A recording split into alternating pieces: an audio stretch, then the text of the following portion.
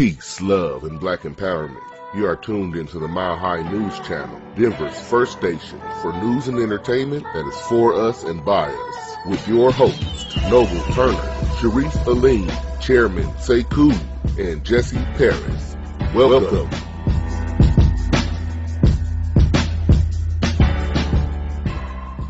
Peace, love, and black empowerment. Welcome back to Mile High News, family. Once again, and as always, we want to thank everybody for the support that we've been getting. We really appreciate it. This is episode 10, so we are celebrating tonight. We're going to put our celebration live tonight. I'm going to take the guys out for some drinks. Yeah! What y'all doing? You better clap, boy. I didn't let them know that earlier. But yeah, once again, thank you again, family. You guys make sure you go to our YouTube channel, like and subscribe, hit our Cash App. You know, we always accepting donations, and we really appreciate them. And like I said in the last video, I wanted to get started the Black Business Advertising Agency.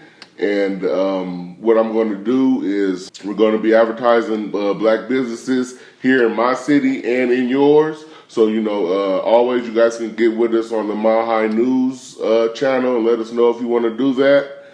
So, yes, definitely. And I just want to touch a little bit on that. You know, going into 2020, family, really need to be focused on our economics. You guys saw what I was doing in the last video, and we haven't stopped that. You know what I'm saying? It's still going on. We're still trying to find other pieces of land and find other opportunities so we can do that. Like I said, if you guys want to help us out, and we'd really appreciate it if you did, with any resources or just, you know, advice on, you know, what are our next steps, because, you know what I'm saying, we're from the hood, you know what I'm saying, we're not, familiar with this, doing that, but we just know it needs to be done.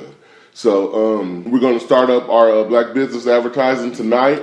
And what we're doing is called the Black Business of the Week. And here is our Black Business of the Week, Brother Ron Haynes. He owns the Kente Express. And here's a clip. Let me let him show you what's going on. Mile High News, Black Business of the Week. All right, peace and love, fam. So, like I said, I'm going to be starting up the Black Business Advertising here in Denver, and really not just here in Denver, probably in your city too. You know what I'm saying? You guys just holler at me, make sure you give me your name and, you know, what your vision for the business is, and just let me know and we'll put you on. But right now, I'm here at the Kente Express with our brother Ronald Haynes, and this is going to be our first business for the Black Business Advertising Agency that we're going to link with Mile High News. So it is at 919 Park Avenue. So you guys make sure you come on down, and I'll show you what's going on in here. Come on down. All right, peace and love, Black family. Like I said, we were going to start the Black Business Advertising. So this is our first business here. This is Brother Ron, and he's going to let you know what's going on with the Kente Express here. Brother Ron. Hey, family. How y'all doing today? I want to say thanks for giving me the opportunity to expose the Kente Express. This shop been in Denver for almost 30 years, but I've been the owner now for a year and a half, 2 years. But our main purpose in Denver, in the shop here, is we carry hair care products, skin care products. We carry shea butter, black soap. I carry incense. I do the oils. I have an herbal section with all the herbs, the sea moss, the soursop tea. I also do the Kwanzaa information. As you see, we had Kwanzaa this past month. We have that going on. We carry incense. I do fabric. I do earrings. I do so many things in Denver. And the main thing about my shop is we're the only one in the Rocky Mountain region. Really, the only African-centered shop in the Rocky Mountain region. So we're a very integral part of the community. And that's one of the things that I kind of wanted to work on when I took over the shop from Ron Springer, is making more of a community-involved business. So I've involved a lot of the people in come into my business. I rent my space out to people who come in and teach, want to read. Whatever they want to do, this is the opportunity for education for Denver. And my motto is either we organize or we be exterminated. All right, so I just want to thank Brother Noble here for giving me the opportunity to showcase my shop. And fam, hope I see everybody again and come by and see the shop. We're located at 919 Park Avenue West. My website is KentToExpressDenver.com. Thanks, family.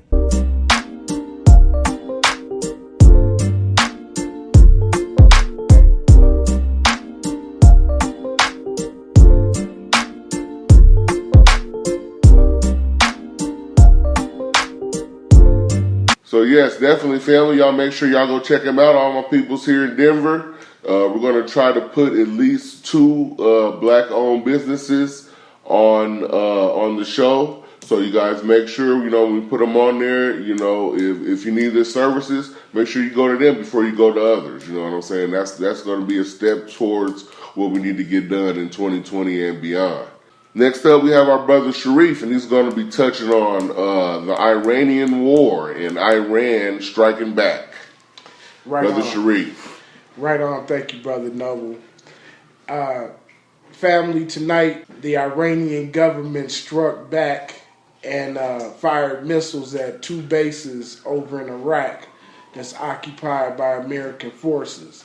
This is in retaliation from a strike that the United States did last week, killing a top-rated Iranian general that was much beloved by most of the country. Because I seen the funeral, man, and they must have had about 3 million people at this cat's funeral.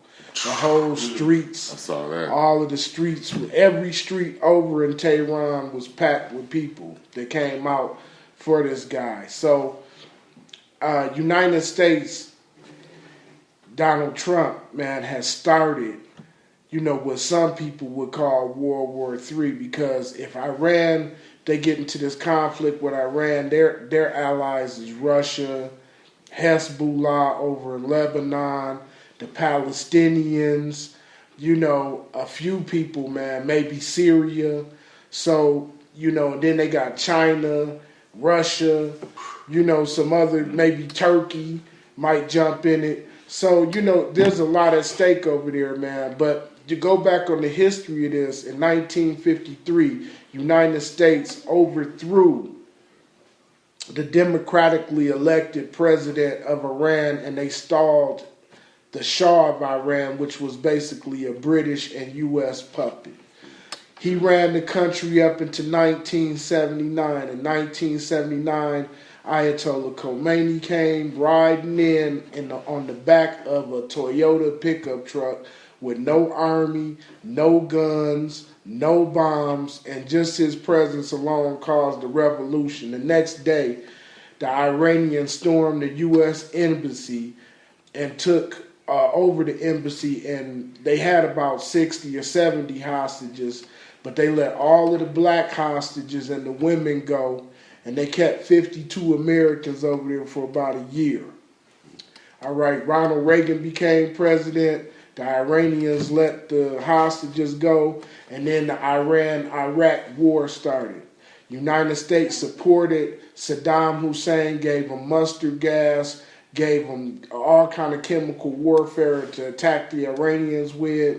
And then as the war was ending, the United States started supporting the Iranians, giving them weapons from drugs they were selling in L.A. to black people. They was funding the Contras, and they was funding weapons going over into Iran. So if you go back to the 80s, it's called the Iran-Contra affair. When we talk about it as black people, we only talk about the Contra side that, Free Ricky Ross was getting the dope from this dude named Blandone that was a part of the Contras, and they flooded America, especially LA, with the dope. But they don't talk about the Iranian connection. So basically, family, Donald Trump just started a war. He trying to, divert from this impeachment stuff that's going on. And they're trying to divert from the discussion about paying us our reparation. War or no war. This boy is going to get in a war every 10 years with somebody new. And we cannot get distracted. If they got money for the war, they can give us our reparations. So that's how I'm looking at it.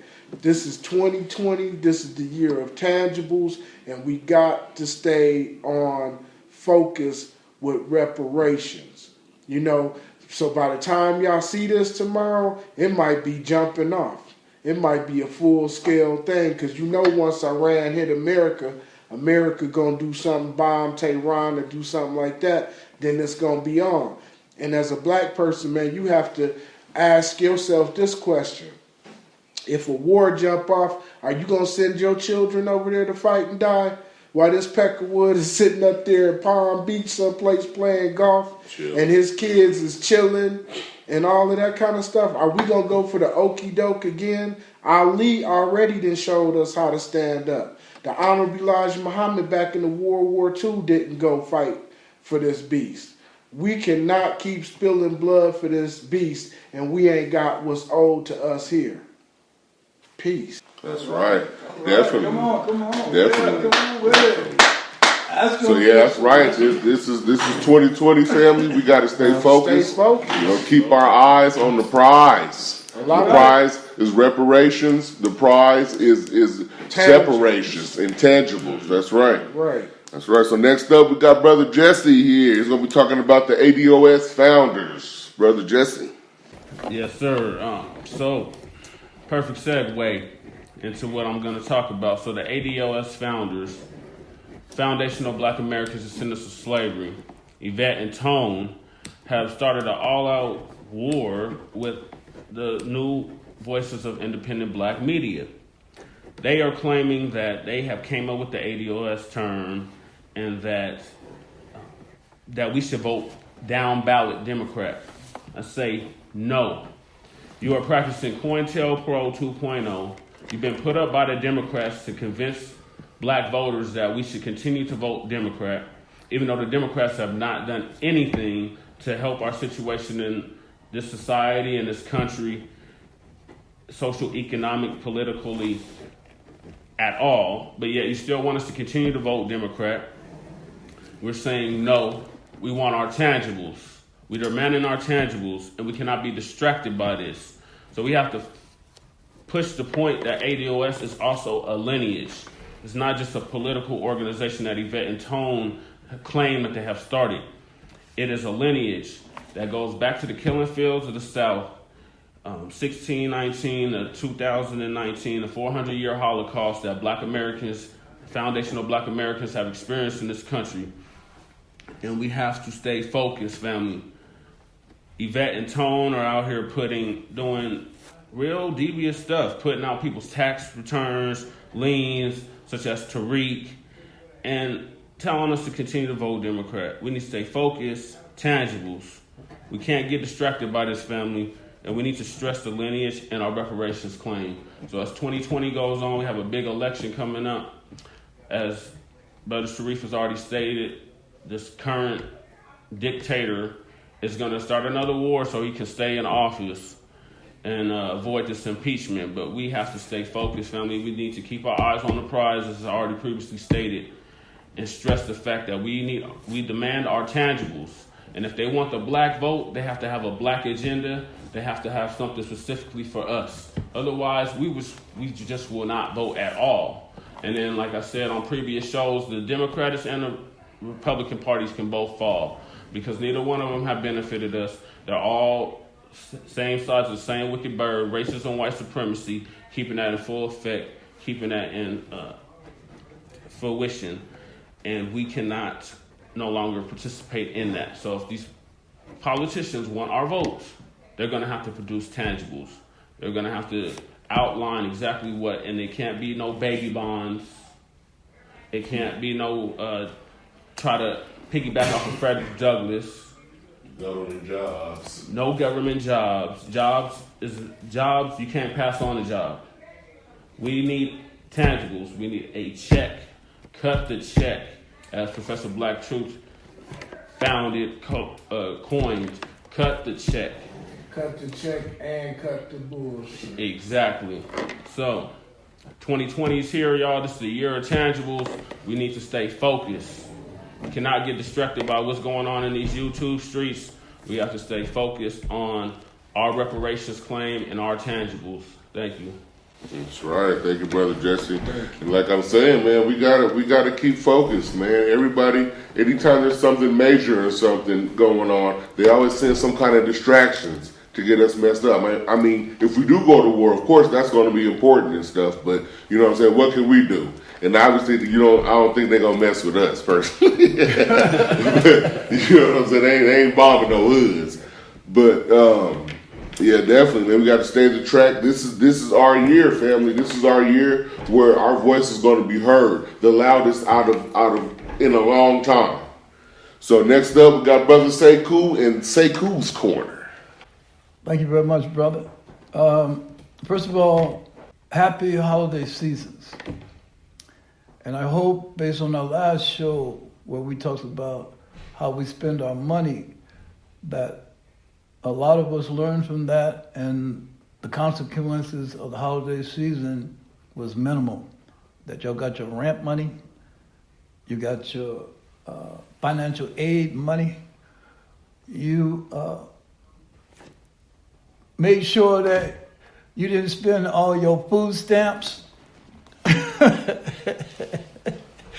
on the season. Now you got something to eat for this month. You know what I'm saying? And that's that. Okay. So now, listen. A couple of things. This Iran war, as the brother said, this ain't nothing new. This has always been a tactic of white folks to spur the economy, create fear, distract folks from their primary task, which is to participate in their lives again, and for black people to learn how to fight for their liberation through organized unity, which gives us discipline and focus. Now, we made a couple mistakes, all right, starting with that Revolutionary War, with that stupid Negro Christmas addict dying for master to be a slave and stay a slave. We was acting a fool in the Civil War when Frederick Douglass conned us into joining the Union Army theoretically to be emancipated. But if you understand what the word emancipation means, it doesn't mean liberation. Liberation overthrows the oppression. And today we're still experiencing the oppression that we did back in the Civil War, and that was game. And we had our own people playing us like that. Okay? And so we got to look at the process, okay, of during the time, what should we have done theoretically and practically that will get us our liberation? So now, hey, think about this. White folks fighting in the North against white folks in the South. It was not about slavery. It was about money. And the country was moving into an industrialized state where they wanted to take folks out of the feudal South using labor and put machines in to pick the cotton. Yeah. And then you use black people up north in the factory machines to turn the cotton into cotton shirts, cotton thread, Man, look, cotton was king. And billions of dollars was made. All right? But white folks had these white folks who wanted to be feudal lords like they had back in the day in Europe with Robin Hood. They came out of that. See, and they wanted to reestablish that because slavery was first practiced on white people in Europe. That's how they came here as indentured servants. And they got them out the bottom of the jail. And that's what you're dealing with. You're dealing with thugs, convicts, and a code of conduct that allows them to legalize and be cool with stealing land, killing the people to take it. And 1, 2, 3. So what we would have should have did was, in the Civil War, let them crackers fight amongst themselves. World War I, World War II was a tribal war in Europe amongst white people. Let them kill themselves. And then we take on the winner. And then we're liberated and we can walk on to freedom and be done with this. See? So we got to stop playing off into this can't we all get along mess. But these Negro leaders are pushing because they have a vested interest and their lifestyle is tied into America. Why do you think that they are, when we was fighting for our identity, we said we Africans, they put that dash American on there to make sure that we still was tied into the interest of the success of this settler colony. We are Africans that are born in America. We are Africans born in Africa. And if you take a banana and from Africa and you take it to America, is it not still a banana? And our ancestors was real clear. When we first got here, we knew we was Africans. Period. Period. And yet, the beautiful part about slavery was it spread us all over the world. So now we had outposts everywhere. And if we get organized with a single code of conduct that pushes our liberation, we can fight wherever we at, and he can't do nothing with that. He couldn't even do nothing with the little Tet offensive in Vietnam when they blew up all them cities on the same day during a holiday. And Walter Cronkite got on the TV and said, the war is over. We cannot win.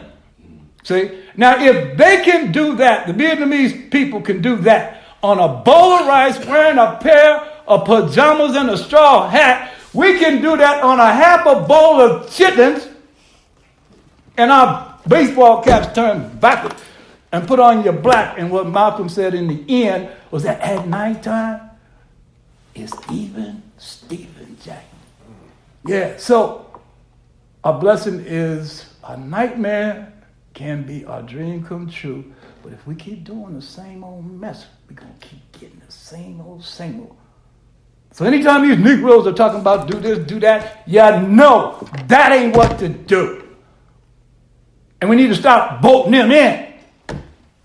And we, everyday people, need to get it on like it's popcorn. Do you hear me?